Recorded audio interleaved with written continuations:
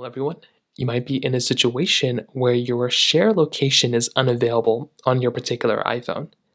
Now, this can happen for a couple of different reasons. Number one, a big thing you're going to have to remember is if you're getting this type of pop up, or really any type of pop up like this, the main reason why something like this ends up happening is because you might be having some sort of location errors when you're going through and sharing your location. So make sure your location services are enabled. We can do this by making our way over into our settings application like this. Then what we're going to want to do is you want to go scroll down until we see privacy and security. So we want to go and basically scroll over till we find privacy and security. So I don't even know how I didn't see it. It's right there. And then what we want to do is under location services right here, we want to make sure our location services are enabled. If this is disabled like it is right now, then it's not going to, our location services are just not going to work. So go through, make sure you have this turned on, and that's basically the main thing you can do to kind of start off with. Number two, you want to make sure your internet connection is enabled.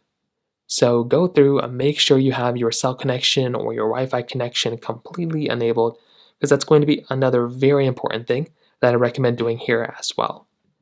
On top of that, you may have to go through and enable Share My Location, and you can do that by going back into your settings application like this.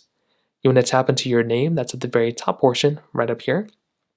Then under Find My, so there's going to be a Find My option, which is right here. You want to go ahead and have Share My Location, which is right here. You want to make sure this is enabled. If it's still not working, you might want to go through and try updating your iPhone.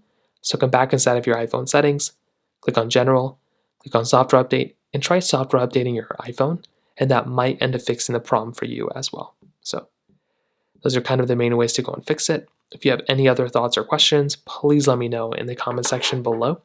Hit the like button, that would mean so much, but definitely hit that subscribe button. More importantly than everything else, I love every single one of you guys. Hopefully I'll catch you guys in the next video. Peace out till then.